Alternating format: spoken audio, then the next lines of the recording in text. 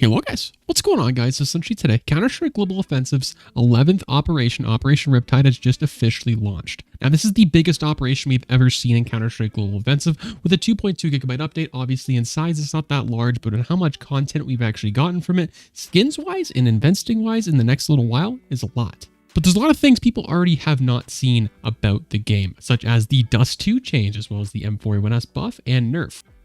We'll be going over the gameplay of the Deagle nerf, as well as the M4A1s buff, as well as the Dust 2 changes, how it looks from a CT and a T side, and when that's going to possibly be implemented into competitive matchmaking very, very soon. With all that being said, if you guys are interested in any sort of skins in Counter-Strike Global Offensive, possibly in the next week when all these skins are officially launched on third-party websites, when they're actually tradable to places like Skinport. Skinport is my sponsor over here on the YouTube gaming channel. Skinport is a fast, easy, reliable source and network to buy and sell Counter-Strike Global Offensive skins. You can get them for 30 to 40% off market price, which is very, very nice. If you guys are interested, once again, link down in the description below. Helps Chewbacca and I out, fund the money and Falcon and the YouTube channel.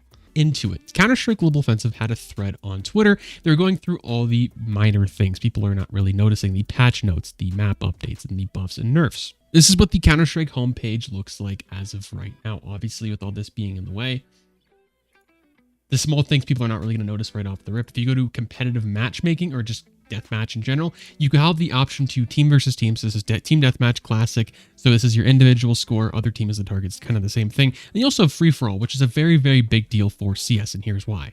Well, back in the day, if you wanted to play on a free-for-all server, what you had to do is you actually had to go to a community-made browser, which was a very big deal because not a lot of people played CS and still don't really play CS that much. And if you type in FFA at the bottom, free-for-all, nothing really comes up. So it's very difficult to find a game on there. It's not like it used to be back in 2016. So this is a very big thing and helpful thing for CS in the near future. People who want to practice in a free-for-all where you can have more people to shoot at and you can practice your aim a lot faster than would you rather do in a deathmatch. Now here are the gameplay changes for Dust 2. It's actually a pretty significant difference compared to other versions we've had of Dust 2. This is the biggest difference we've had because mid is a big game changer, especially playing as a T-sided player. Because T-side, if you have the op and you get the mid spawn, I mean, especially if the CTs can't afford to smoke, I mean, you can see where they're going to go. And usually the entire round, you're going to place someone on the T side, top mid, and you're just going to see where the enemy goes. If they're going to place 3 on B, you go A. If they're going to place 4 on B, you go A. You know, that's kind of how it goes. And playing as a CT now, I mean, you don't even have to smoke it off anymore. That's a lot of utility you can use. You can have an extra smoke for B. It's going to be played a lot differently now with these mid strategies as well as just rushing, because you're not going to know if someone's going to be rushing pistol round, because sometimes you can get the effect or you can kind of see someone running that's straggling. Maybe they got the wrong call out. The entire team's going B on a T side. One guy goes long. They're like, yo, come B, come B. He's going to go B and you're going to see the guy rotate. So that's how you can kind of know. Now you're not going to be able to know that.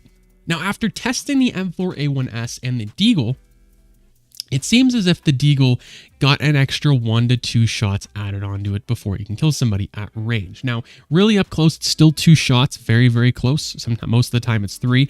If you're far away, that's when it becomes 4 and 5 shots. Now, the A1S got a 1 to 2 shot buff, so it's going to take it's going to take less than an extra couple shots to kill someone, which is very, very nice. And the M4A1s is starting to get back on the top, and it's starting to be used. I think it's going to be starting to get used a little more anyway than the A4 a little while ago. And in the next upcoming major, we're going to see the A1S, I think, be played with a lot more than the A4, because the A4 hasn't really got a change. It's more expensive, but there's also the pros and cons between both of them, like there has been from the beginning. Now, when you queue for a map, a few things have been changed and added. Obviously, you have insertion 2, which could be added to the possible map pool later on. Not competitive map pool for, you know, actual pros, but it could be added to a bomb site rank game mode for like a Nova or an MG rank, let's just say.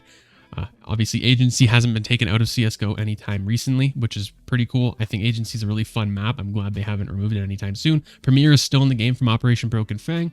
And they've changed up the entire UI, and I think it's actually a very good thing that they did this. As of recently, you can choose between a ranked, open party, and you can also do private queue, which is very, very nice, which I think is very, very cool. You choose the map length, which is cool for like new players if they want to do that. And then you can choose on the side too if you don't want to, you know, if you don't know what you're doing, or for new players, this is very, very helpful. You can play just the new maps that have come out for new people, or just people like me who just want to play the new maps ASAP. You can just do this. There you go. And then you can also have a favorite map. So if your favorite maps are Mirage, Inferno, Train, and Dust 2, you can have that. You can make maps your certain maps, and they're very, very helpful. And you can just place that every time you want to play the game. So overall, besides the skins update, this is a very big content update in CSGO. And hopefully you guys enjoyed the video. If you did, please comment, subscribe, follow me on Twitter. Link in the description below.